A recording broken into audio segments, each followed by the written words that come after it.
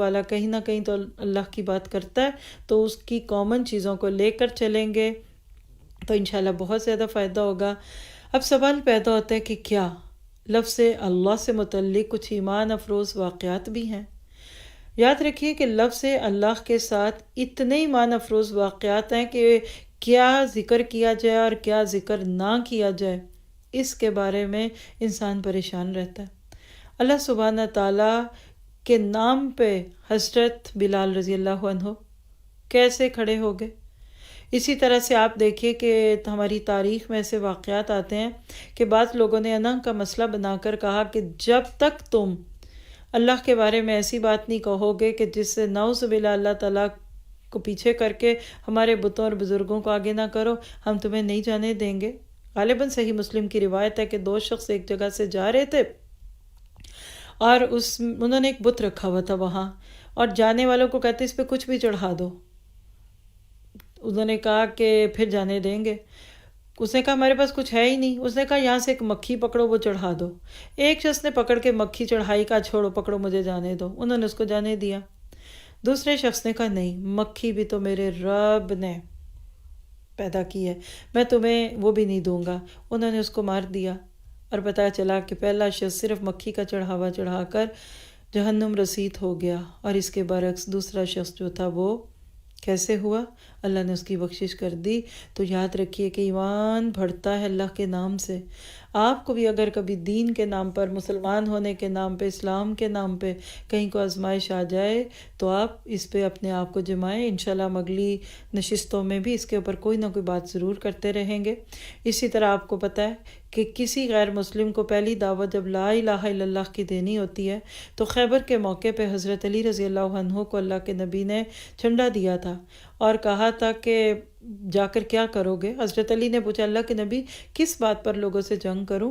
تو آپ نے فرمایا کہ ان سے لڑو یہاں تک کہ وہ اس بات کی گواہی دیں کہ اللہ کے سوا کوئی عبادت کے لائق نہیں اور محمد صلی اللہ علیہ وسلم اس اللہ کے رسول ہے۔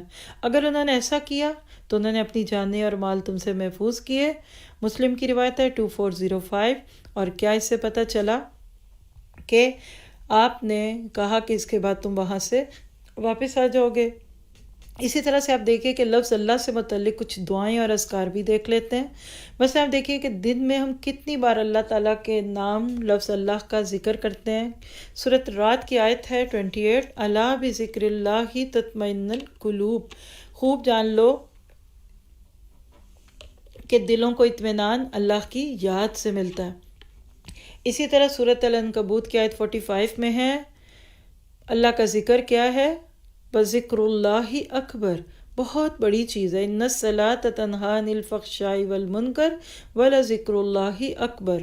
اسی طرح سورۃ الاحزاب کی آیت 41 میں ہے اللہ کو یاد کرو، کتنا ذکرن کثیرا، بہت زیادہ ذکر کرنے کا حکم ہے۔ اور سورۃ زمر کی آیت 24 میں ہے کہ جو اللہ کی یاد کو بھلا دیتے ہیں ان کے دلوں پر شیطان کا قبضہ ہو جاتا ہے۔ تو لفظ اللہ سے متعلق ہمارے پاس بہت سارے موعظۃ الحسنہ ہیں، دلوں کو نرم کرنے والی چیزیں ہیں۔ کرنا کیا ہے کہ اللہ کو یاد کرتے رہیے۔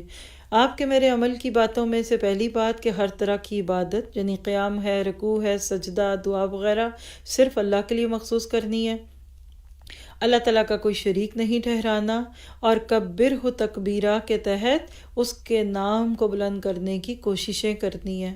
اسی طرح سے اللہ کی ذات کی بتائی گئی خصوصیات، مثلا اس کی آنکھیں، کان، ہاتھ، عرش پہ اس کا مستوی ہونا، ان کو ایسے ہی ماننا ہے جیسے کہ بتایا گیا ہے، اور اس کے بارے میں کوئی بحث نہیں کرنی۔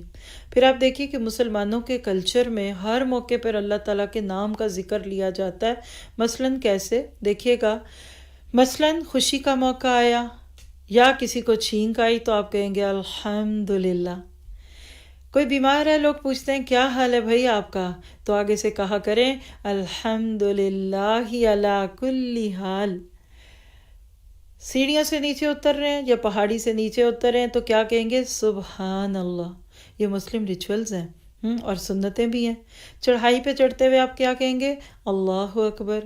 کسی سے ملتے ہوئے آپ کہتے ہیں السلام علیکم ورحمۃ اللہ وبرکاتہ۔ چلیے، اور کوئی کام شروع کیا اس سے پہلے کہتے ہیں بسم اللہ۔ کسی کو رخصت کر رہے ہیں، سفر پہ جا رہا ہے مسافر، آپ کیا کہتے ہیں؟ استودع اللہ دینک و امانتک و خواتیم عملک۔ آپ کہتے ہیں تھک گئی ہوں، اب سونا چاہتی ہوں، تو کیا کہیں گے؟ بسمک اللہم، اللہ کے نام پہ سوتے ہیں۔ واش روم میں جاتے ہیں، اللہم انی اعوذ بک من الخبث والخبائث، تو آپ دیکھیے کتنے موقعوں پہ دن میں آپ اللہ کا نام لیتے ہیں۔ تقریباً ہر مسنون دعا کا آغاز لفظ اللہ سے ہوتا ہے۔ اللہ سے دعا کرتے ہیں کہ اللہ تعالیٰ کا نام ہمارے لیے سب سے قیمتی نام بن جائے۔ آج کے لیے اتنا ہی کافی ہے۔ اللہ تعالیٰ آپ کو مجھے اس سے بہترین طریقے سے فائدہ لینے والا بنا دے اور ہم اس سے فائدہ لیں۔